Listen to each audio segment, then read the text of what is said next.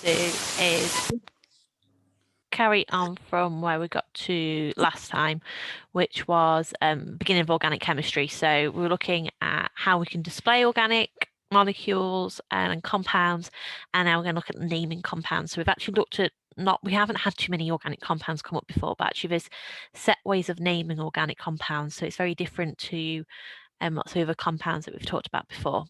So we're going to look at what alcohols are, the structure of alkanes, the structure of alkenes, branched alkanes, and practicing naming halogenoalkanes. So these are all different types of organic molecules and organic compounds.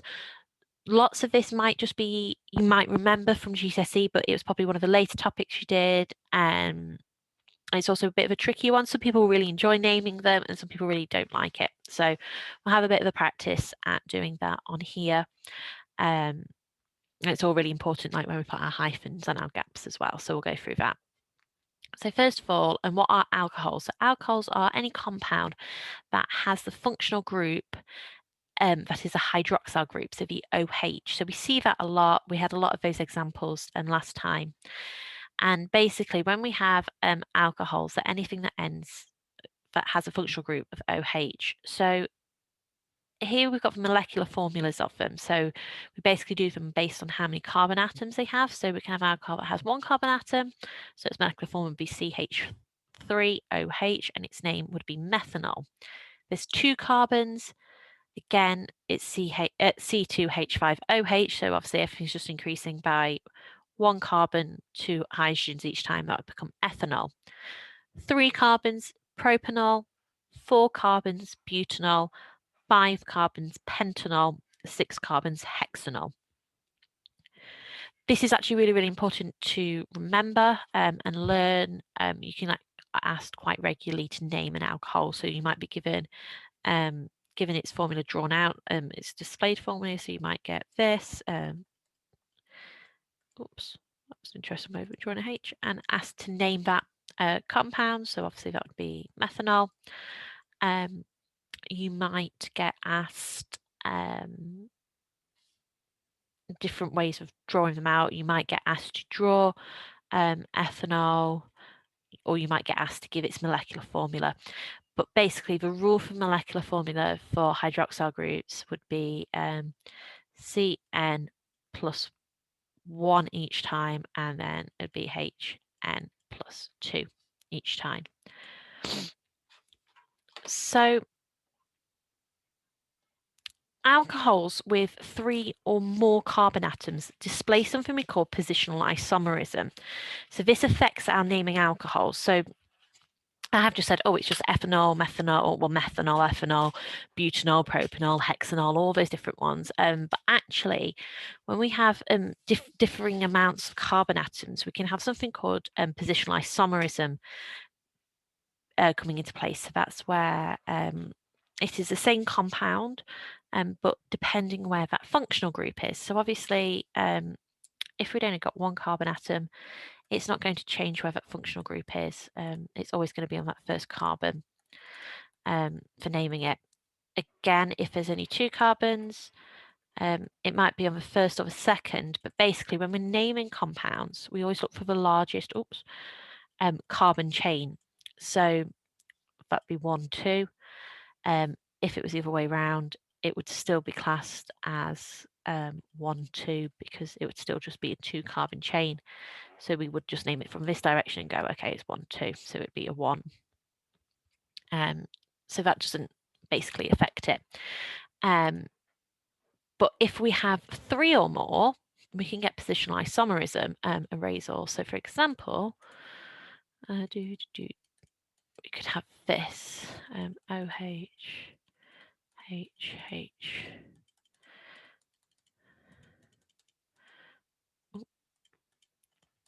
Or we could have it on the middle carbon.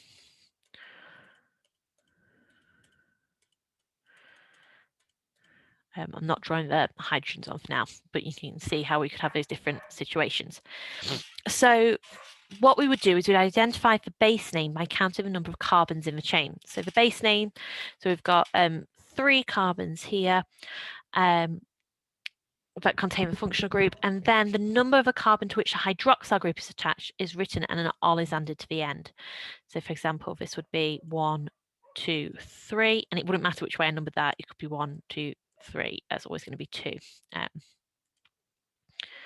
So looking at this then, here's 2 examples. They both start with propan because they're both propanol because they both have 3 carbons in them. Doesn't matter which way we look at them, there's always 3 carbons.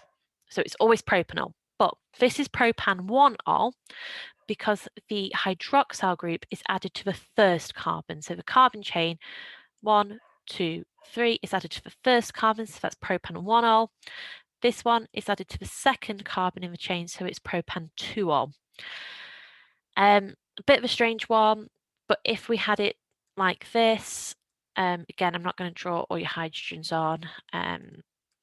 We had it like this. This would also be propan 1-ol because we number the carbons as the longest chain, and we can read it right to left or left to right. So we do it as 1, 2, 3 rather than propan 3-ol. We just wouldn't have that. It's just one of those little things that happens. So erase them. So that's the rules for naming alcohols. So it'd be propan 1-ol, but obviously methanol and ethanol, it's always just methanol and ethanol. And then onwards from then, propan 1-ol, propan 2-ol, and then it could be butane, butan 1-ol, butan 2-ol, etc. So that is what is the rules for naming alcohols. So for example, it could be hex 3-ol. So alkenes, if we look at them, alkenes that have 4 or more carbon atoms, they also display positional isomerism. But for alkenes, it has to be 4 or more carbon atoms because of the carbon-carbon double bond, and that may appear between different carbon atoms. So if we look at this, if there are 2 or more carbon atoms,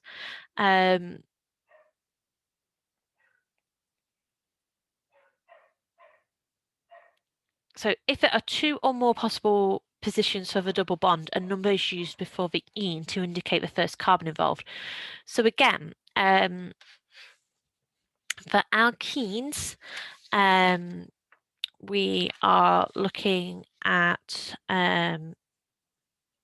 butene here, but we look at the position of where that carbon-carbon double bond is. So this one would be but1-ene because it's on carbon 1.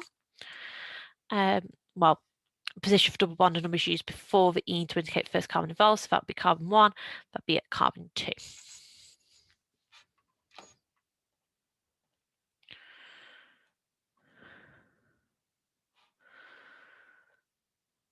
So we're going to have a look at some positional isomerism in alkenes. So ethene. Ethene is carbon-carbon double bond with our hydrogens coming off, and that's our structural formula. So that is ethene. We can obviously never have methene because it's always carbon-carbon double bond, so that wouldn't work that way. Then we've got propene. So propene, we've got the 3 carbons. And again, it has to be more than 4 carbons for us to have that positional isomerism. So here, if we were to number them, that would be 1, that would be 2, that would be 3. If it was the other way around, it would still be 1. So we don't bother naming propene because that double bond is always on the first one. But1-ene, so here we've got 4 carbons. That's because the double bond is with the first carbon. I'm going to put here. And then but2-ene, we've got it on the second carbon here. Exactly the same molecular formula, but1-ene, but2-ene, but structure formula is different because of that position of the carbon-carbon double bond. We can't get but3-ene because then that would be exactly the same, but just in reverse. So then we can have pent1-ene. So again, 5 carbons, the double bond on the first carbon. We could have pent2-ene, double bond on the second carbon. Pent3-ene wouldn't work because again, that could be the same as pent2-ene, but reversed round. Hexene, we can have hex1-ene. double bond of a carbon, same molecular formula, but different structural formula for hex-2ene. We've got it there on the second one. And then we could have hex-3ene. And then we can't have 4, 5, or 6 because that would just replicate the other way around. So that is the rules for alkenes. So alkanes and isomerisms. So alkanes, again, they need 4 or more carbon atoms to display structural isomerism because a carbon chain may be either straight or branched. So alcohols, we're just dealing with 3 or more carbons for that positional isomerism of the functional group, hydroxyl functional group.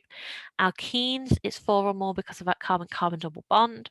And for alkanes, it's due to being a straight compound or a branched compound. So we can have pentane, and we can have pentane as a straight chain. So we've got 5 carbons there as a straight chain. Or this would have the same molecular formula, but we wouldn't describe it as pentane. So we would call this 2-methyl-butane. I'll explain why now. So basically, it would be pentane. This one is pentane because it's got 5 carbons. So let's number them 1, 2, 3, 4, 5. This one is 2-methyl-butane because what we will do first of all is we find the longest chain.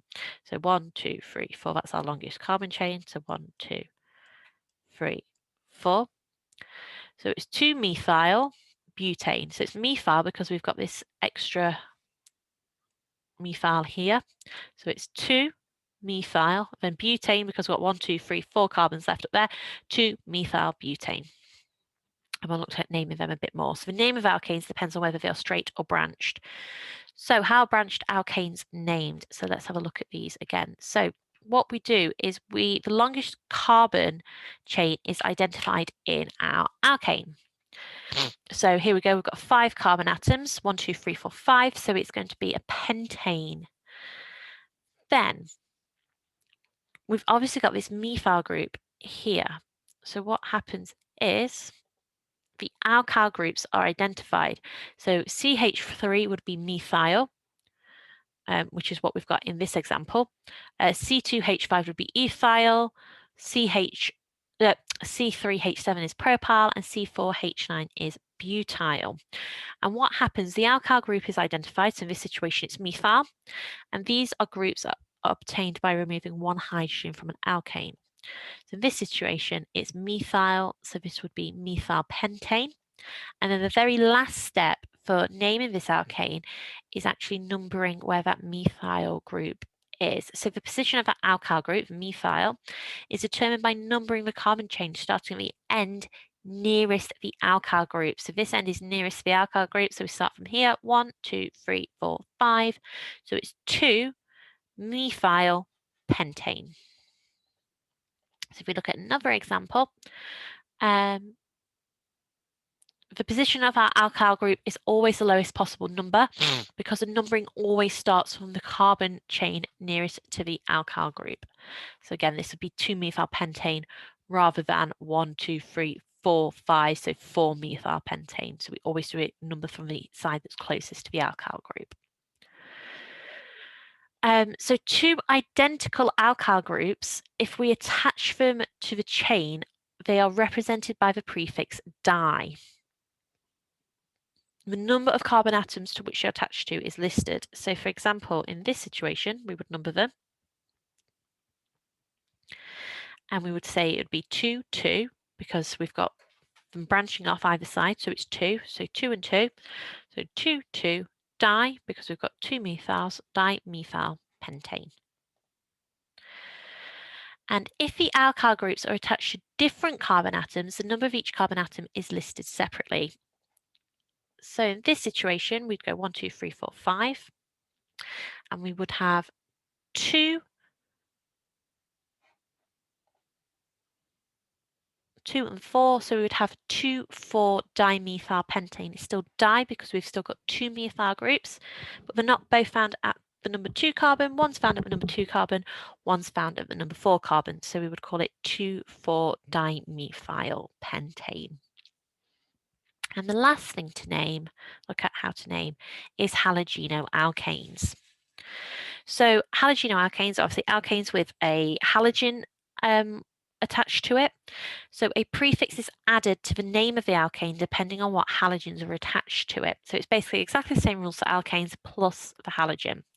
So the prefix, if it's fluorine, it's fluoro, chlorine, chloro, bromine, bromo, and iodine, iodo.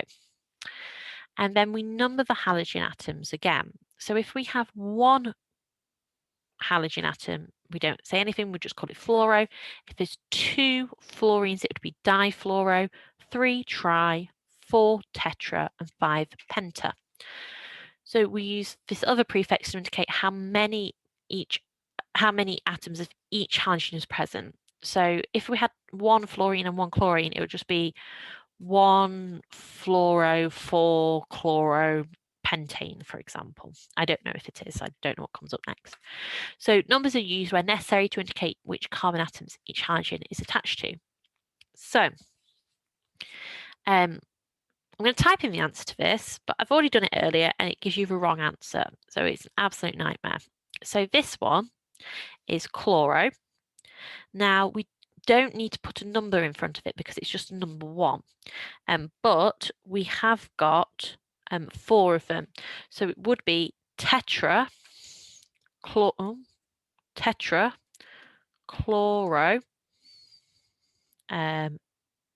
methane.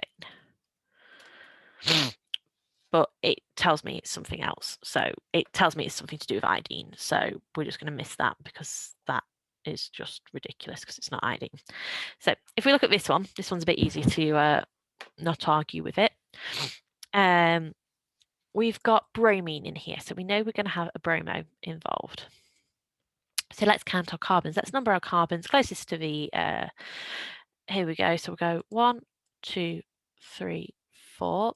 So we know it's going to be 2. Bromo, we've got no more, we've only got 1 bromine, so it's just bromo. 2 bromo, and we've got 1, 2, 3, 4 carbons, so it'd be 2 bromo butane. Let's see if it actually accepts that this time. I had an absolute nightmare trying to get to accept anything earlier. So 2 bromo butane. Right, should I get rid of my spaces? Is this what you want me to do?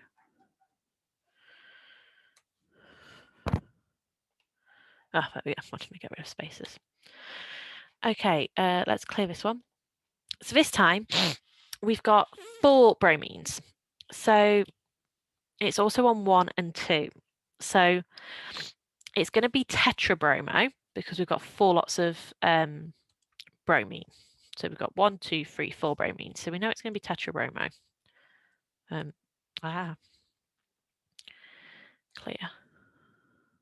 Okay, it's going to be tetrabromo. Now the position of them, we've got 1 on 1, another on 1, and then 2 on 2. So it would be 1, 1, 2, 2, tetra, bromo, and we've got 2 carbons, so it's ethane. So I'll type that in so you can see that better. This would be 1, 1, 2, 2, tetra, oh, that's not tetra, tetra, bromo, ethane. See if it'll accept that. Right, why are you now telling me it's not right? We know it's right. Do you want spaces here? There's every possibility that you want some spaces there. I don't know what you want. 1, 1, 2, 2, tetrabromoethane. Well, that's literally what I've typed. Tetrabromoethane. I don't know what its issue is. That is definitely what we wrote. Tetrabromoethane. Tetrabromoethane. 1, 1, 2, 2. Oh, it wanted to space after the comma there. That's ridiculous. Right. Anyway, I'll stop arguing with that and go on to the next one. So here we've got 2 bromines. So it's going to be dibromo. Draw. So we know it's going to be dibromo. They're not both off the same carbon. They're off carbon 1 and carbon 2. So it's going to be 1, 2, bromo, and just got 2 carbons, ethane. See if I can get it to accept it this time. Let's see. 1, 2, di, bromo, ethane. Hey.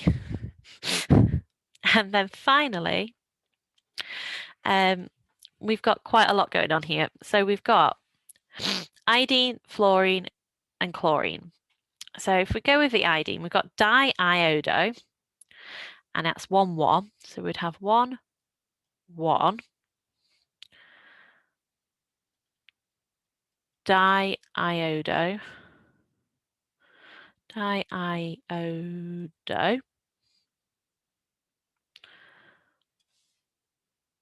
Well, that's number one. Chlorine's 1, 2, 3, carbons 1, 2, 3. So we've done our iodines. We've got our fluorine there, which is on 1. So it'd be 1 fluoro. I mean, I've not spelled fluoro right, but never mind. And then 2 chlorine. So 2 chloro. Chloro. And then it'll be propane because it's 3 carbons. So let's see if it will accept what I'm going to type in. So we've got 1, 1, diiodo, 1, 1. Oh, you're going to want spaces. I don't know what you're going to want. Let's not put spaces in. 1, fluoro, 2, chloropropane. Oh, and you accept that one, of course. So yeah, so that's how we name halogenoalkanes. So that's naming compounds. What we're going to have a look at now really quickly is structural isomerism. So we've looked at positional isomerism. We're going to have a quick look at structural isomerism now. So let's close that. So we're going to understand what the main categories of isomerism is and are, and we're going to learn about chain, positional, and functional group isomerism. So what are isomers? We've sort of talked about isomers a bit in the past, had a bit of a quick look at isomers a moment ago, but actually what are they? What is the proper definition of an isomer? So an isomers, they are molecules with the same molecular formula. So they have the same number and types of atoms, but in which the atoms are arranged in a different way. So there are 2 main categories of isomerism. So we can have structural isomerism and we can have stereoisomerism. So structural isomerism has different structural formulas. Structural isomers, sorry. 3 types of structural isomerisms are chain isomerism, positional isomerism, and functional group isomerism.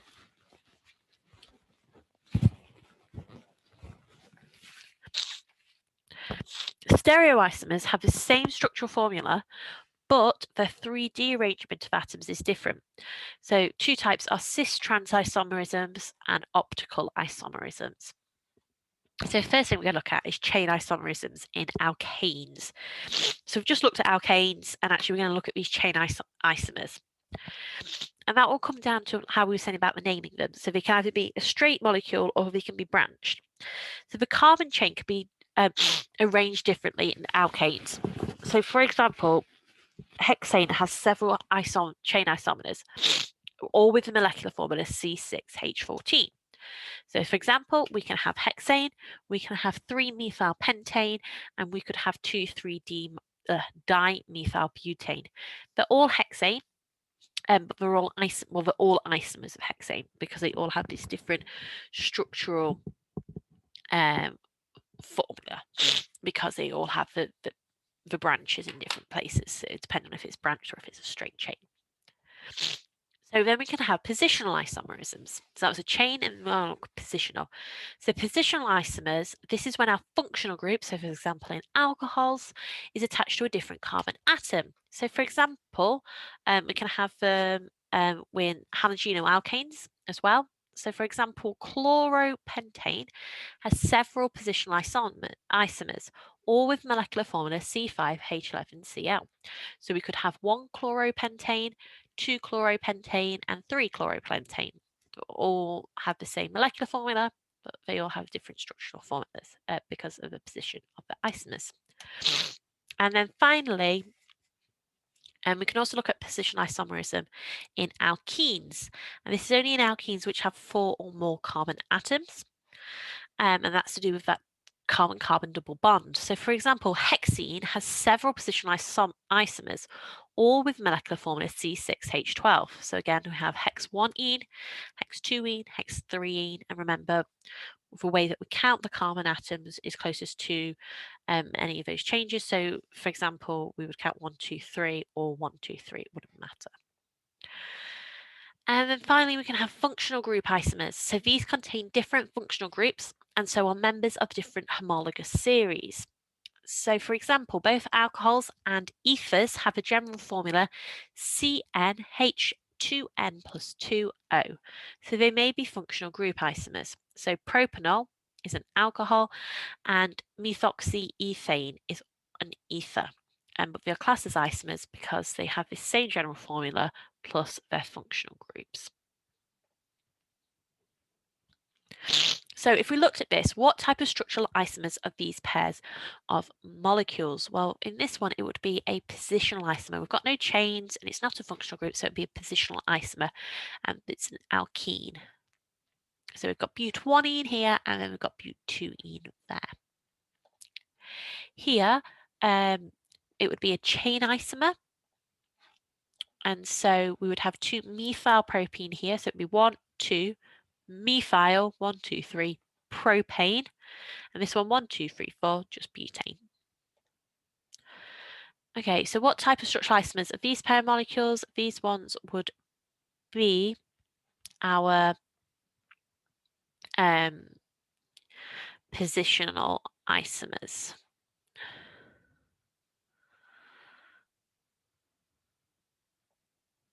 So this one would be 2-bromobutane, and this one would be 1-bromobutane. Again, we count closest to the residual groups. Structural isomers of these pair, these would be chain isomers of each other, and we would have 2-methylbutane and pentane over at either end, and I'll explain why the other one's pentane and not 1-methyl butane, because actually that's a continuous chain. So we go 1, 2, 3, 4, 5. So once it's changed, it's actually still pentane. And finally, a type of structural isomer here, this would be a functional group isomer. So we'd have methyl ethanoate and propanoic acid. So what we're going to look at next, check of time, is some more isomerism, and we're going to look at stereoisomerism. So we'll look at cis and trans isomerism, limitations of cis and trans isomerism, EZ notation, and optical isomers. So molecules can actually rotate freely around single carbon-carbon covalent bonds, but not around carbon-carbon double bonds. So what this does is this leads to a type of stereoisomerism called cis-trans isomerism, because these molecules are actually rotating all the time. So in which isomers differ in the arrangement of the groups attached to the carbons in the double bonds. So this is not the same as this, okay? Oops. So these isomers cannot be superimposed on each other because the arrangement of the methyl group is different. Okay, so we've got the arrangement of the methyl group is different, so that in different positions we can't just superimpose them on each other. So if an alkyl group or atom other than hydrogen is attached to each carbon, then the isomers can be named either cis on the same side or trans on the opposite side. So for example, this would be cis but2-ene. So these are alkyl groups on the same side. So cis but2-ene, so 2 because of that. Cis butene, and these are on opposite sides, so those would be trans-but-2ene. This one would be cis-1,2-dichloroethene, and this one would be trans-1,2-dichloroethene. In a more complex organic compound, in which multiple hydrogens have been substituted by different groups, isomers cannot be defined using the cis and trans notation. So, for example, is it possible to identify which of these halogenoalkanes is a cis isomer and which is a trans isomer? Well, no, because we don't have any where we've got two of the same groups on the same side and opposite sides, so we can't define them here. So instead, we use a different system for these more complex organic compounds, and this is known as the EZ notation. So the EZ notation is used to identify stereoisomers that cannot be called cis or trans, cis being on the same side, trans being on opposite sides. Isomers are identified as either E or Z, depending on what priority is given to the groups attached to the carbon atoms in the double bond.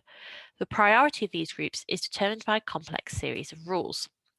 So E represents the German word Entigen and corresponds to trans isomers. The highest priority groups are on the opposite side of the double bond. Z represents the German word Zusammen and corresponds to cis isomers, and these are the highest priority groups are on the same side of a double bond. So another form of stereoisomerism is optical isomerism, in which a molecule can exist as two isomers that are non-superimposable. That are non-superimposable mirror images of each other, just like a left hand and a right hand. So here we go. So these are optical isomers of the amino acid alanine. Optical isomers have exactly the same physical properties, but they rotate polarized light in opposite directions. So that's a really important fact to remember. So they have exactly the same physical properties. They're a mirror image of each other. And because of this, they're able to rotate polarized light in opposite directions.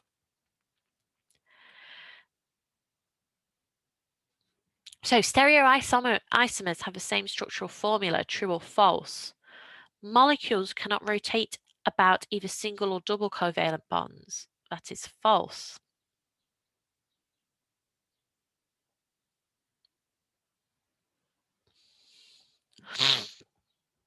Trans isomers mean the groups are on the same side of a bond. Trans isomers correspond to E isomers, that is true, and the prefix cis and trans works for all examples of stereoisomers, that's false.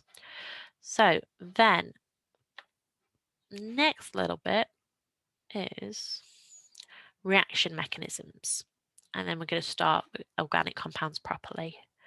So we're going to look at bond fission, including homolytic fission, heterolytic fission, and free radicals, and understand how to read and use curly arrows to show how reactions proceed. So again, this is all in the introduction to organic chemistry. So it's sort of these bases that we need to then be able to carry on with the topic. So what is a reaction mechanism? So chemical reactions take place in a series of stages, and these stages together form the reaction mechanism. So horizontal arrows are used to show the stages of a mechanism, and we call each of these stages a step. So for example, we go from step 1 to step 2.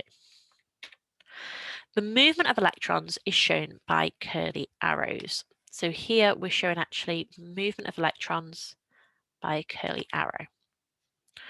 So curly arrows are used to illustrate organic reaction mechanisms, and they show the movement of electrons. This occurs when a covalent bond is either broken or formed. A double-headed arrow is used to show the movement of a pair of electrons, and as you can probably guess then, a single-headed arrow is used to show the movement of a single electron. And the arrow tail shows where the electrons start from, and the arrow head shows where the electrons end up. So if we go backwards a second, so here the electrons, the pair of electrons, because it's a double-headed arrow, comes from the carbon and goes to this hydrogen here. Here the electrons have come from the breaking of this bond to the bromine. Here both electrons are coming from the bromine ion to the carbon. So you can see what's happening there. So we can tell a lot from these arrows. So breaking covalent bonds. Chemical reactions involve breaking bonds in the reactants and forming bonds in the products. Bond breaking is also known as bond fission, nothing new. But in a covalent bond, a pair of electrons are shared between two atoms. So for example, in hydrogen, H2, this is our shared electrons over that covalent bond. So when a covalent bond is broken, there are two ways in which electrons can be shared out. It can either be shared out using a homolytic fission or heterolytic fission. So let's look at heterolytic fission first. So in heterolytic fission, the covalent bond breaks unevenly, and one of the bonding atoms takes both of the electrons. So here we go, we've got two bonding atoms. It gets broken, so we've got the step with this arrow, and one atom loses it completely, so it becomes our ion here, our H plus ion, and this one becomes our H minus ion, and it's taken both of the electrons. Whereas in homolytic fission, the covalent bond breaks evenly and each bonding atom takes one electron. So here we go, each hydrogen's got one electron each. So in heterolytic fission, both of the electrons from the covalent bond go to one of the bonding atoms. So if we look at this example, for example, when the carbon-bromine bond in 2-bromo to methylpropane, why is it 2-bromo? Well, count 1, 2, bromine's on attachment number 2, 2-methyl, 1, 2, methyl on the second one as well, propane, 1, 2. So our 2-bromo 2-methylpropane breaks, both electrons go to the bromine atom and none go to the carbon atom. So if we look at this, we'd number our longest carbon chain, so it'd be 1, so looking at naming it again, we go 1, 2, 3, or 1, 2, 3, or 1, 2, 3. So it will always be 2-bromo, 2-methyl, propane, 1, 2, 3, so 2-methyl propane. And in this, when this carbon-bromine bond breaks, both electrons go to the bromine atom here. So both of the electrons go to this bromine atom. 1 second. Get down. Out.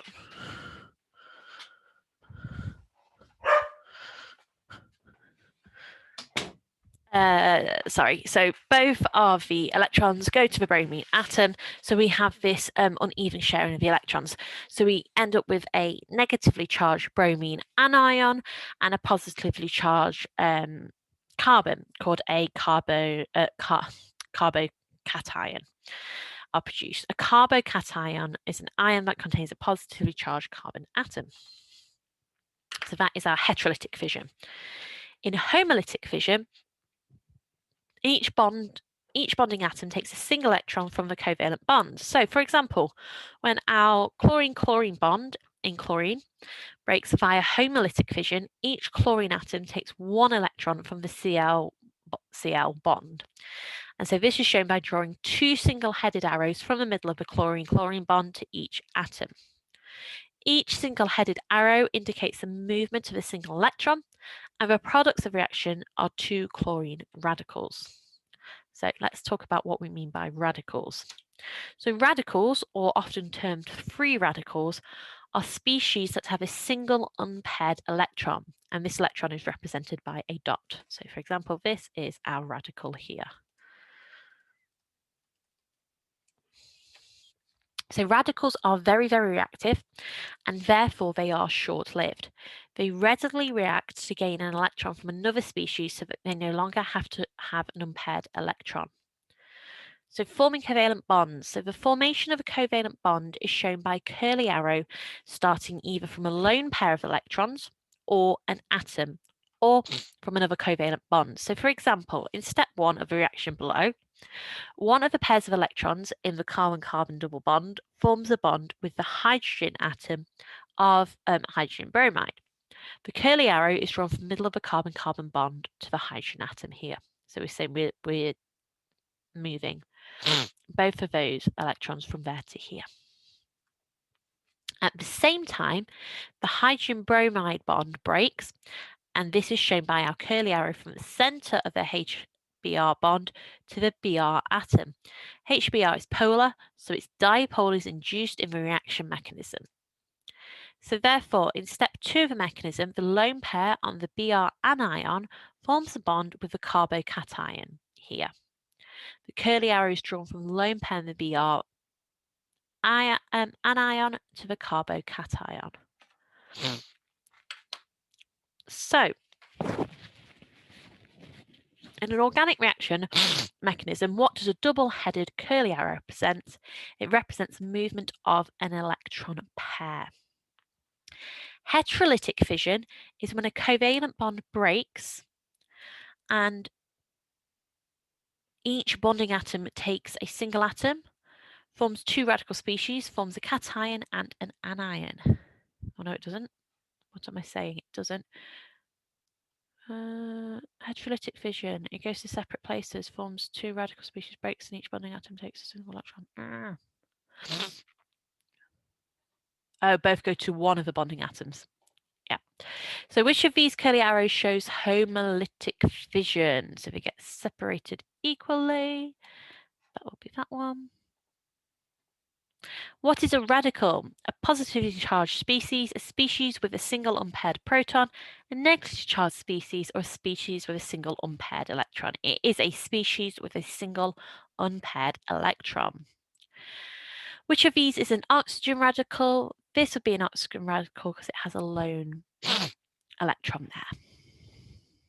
And finally, which of these curly arrows correctly shows the formation of an AB bond?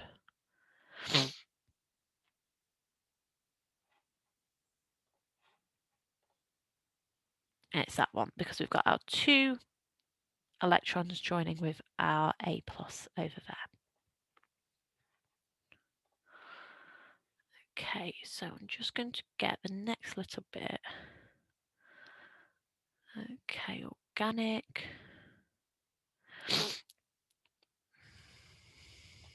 We're just going to have another little look at naming alkanes. I know we've done a bit of that already, but that's just what we're going to do. So nomenclature.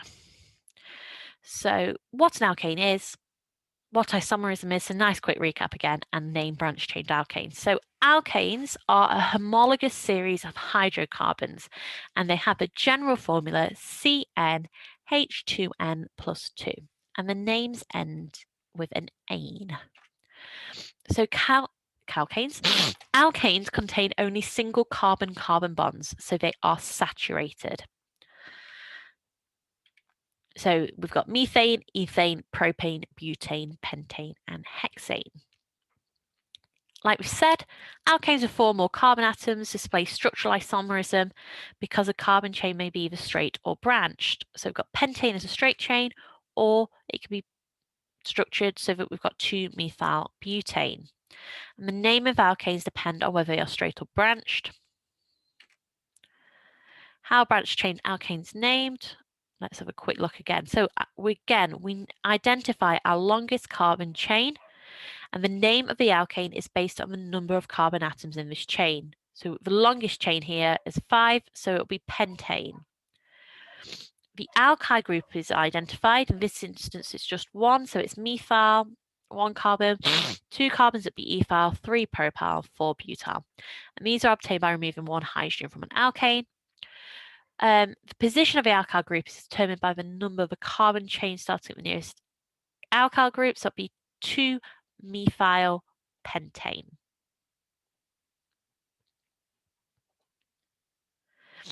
So if we have a look at this,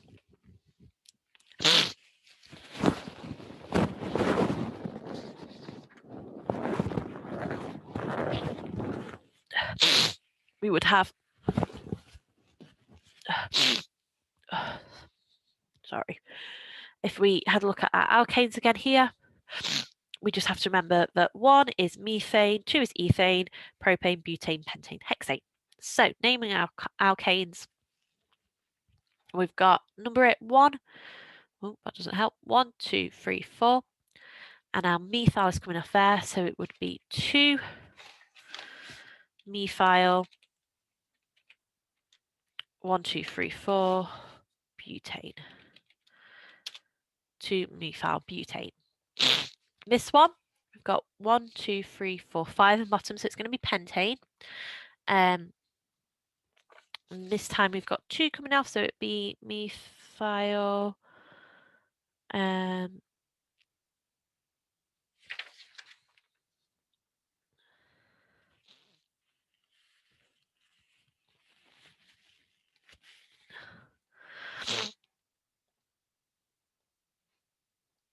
if you remember, we need to look at what we name the branches. I've lost it. Methyl, ethyl, propyl, butyl. So it's going to be ethyl. So it would be 1, 2, 3, 1, 2, 3. So it doesn't matter. So it'd be 3. Ethyl. Oh, when I spell ethyl wrong. Ethyl, pentane. Here we've got 1, 2, 3, 4, 1, 2, 3, 4, 5. So remember, we need to count carbons. We would also, lots of people automatically go there and go, oh, it's 4, but that's not longest chain. We've got 1, 2, 3, 4, 5 here. So it's going to be a pentane, and it's actually going to be 3 methyl with just 1 coming off the third one. 3 methyl pentane. Longest carbon chain again, 1, 2, 3, 4. So it's going to be butane, and 1, 2, closest alkyl group is 2, so it's going to be 2 methyl, 1, 2, 3, 4 butane. Oh, sorry, not methyl. Yeah, 1, 2, 3, 4. What have I done wrong? 1, 2. Oh no, it's not. Sorry, it's going to be ethyl.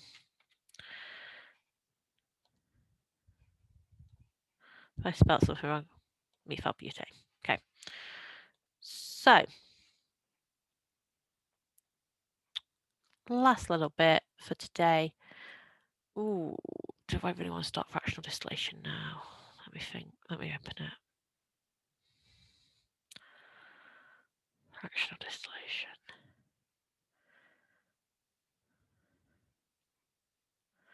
So we're going to have a quick look at fractional distillation. Fractional distillation won't be anything new. Looking at boiling points, what fractional distillation is, and the uses of these fractions. So fractional distillation is all involving alkanes. So we're going to look at the boiling point of straight chain alkanes. So the boiling point of straight chain alkanes. So as we can see, as our number of carbon atoms increases, let me pause that, number of carbon atoms increases, our boiling point increases. So boiling point of straight chain alkanes. Again, at this point, our alkanes are gases at room temperature, and these ones are alkanes are liquids at room temperature. And this is all to do with where our boiling points are. So the boiling point of straight chain alkanes increases with chain length due to increasing van der Waals forces between molecules. So as the length of a chain increases, so does its surface area. Therefore, the van der Waals forces are stronger. Branch chain alkanes have a lower boiling point, and that's because the chains cannot pack as closely together. There are fewer points of contact between molecules, so their van der Waals forces are weaker. So crude oil is a mixture composed mainly of straight and branch chain alkanes. It also includes lesser amounts of cycloalkanes and arenes, both of which are hydrocarbons containing a ring of carbon atoms, as well as impurities such as sulfur. So the exact composition of crude oil depends actually on the conditions under which it was formed. So crude oil extracted from different places around the globe actually has different compositions. So we're going to have a quick look at fractional distillation. So fractional distillation, we actually have this big column, and in it, it has a temperature gradient, and it's hotter at the bottom and it is cooler at the top. And through the column, we have several trays. And what happens is we heat the crude oil to about 350 degrees at the bottom, and it is pumped into the column near the bottom. At this temperature, most of the fractions are actually gases. and liquid falls to the bottom of the column. So then the trays at each level are fitted with a number of bubble caps. And what these do is these force the hot vapours rising through the column to mix with the liquid that has condensed. And this is really important.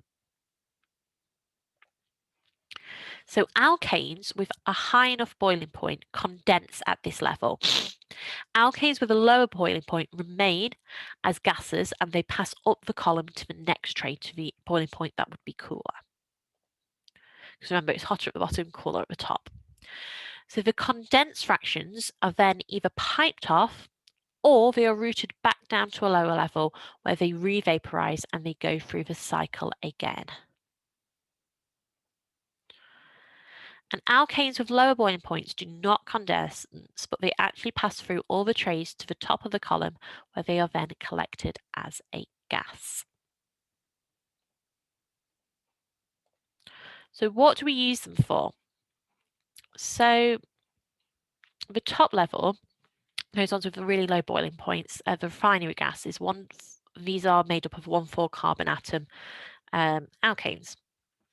And these make our LPG, our liquefied petroleum gas. It's mainly used as fuel in cars. It's often stored in tanks or cylinders and is used in places where mains gas is not available, such as some rural areas, boats, or in portable appliances. Then we get gasoline. So these are 510 carbon atoms. A gasoline, otherwise known as petrol, is mainly used as fuel for internal combustion engines. Petrol is used to fuel cars, but also lawnmowers, chainsaws, marine outboard engines, and generators. The ones with the next lowest boiling points, remember these boiling points are increasing as we're going down the distillation tube, is naphtha. And there are 714 carbon atoms, and it's used as feedstock for chemical industry. It's further processed to form chemicals that are used to produce a wide range of materials, such as dyes, detergents, medicines, and solvents. Kerosene, 1115 carbon atoms, and it's used as a fuel for jet aircraft and as feedstock for the chemical industry. Diesel oil, 15 to 19 carbon atoms. This fraction includes diesel, which is used in some motor vehicles, smaller ships and trains, and heating oil is used for heating houses, and particularly in areas where main gas is not available and is used as an alternative to LPG. Lubricating oil, 20 to 30 carbon atoms. And it's used to reduce friction in engines and also as feedstock for chemical industry. Fuel oil, 30 to 40 carbon atoms, used in oil burning power stations and large ships because it's much cheaper than other fuel fractions. And then finally, bitumen. That's 40 plus carbon atoms. It's otherwise known as tar and is used in road surfacing and waxing and roofing. Waxes and grease can also be separated and used for polishes, candles, and lubrication. So we're going to leave that there for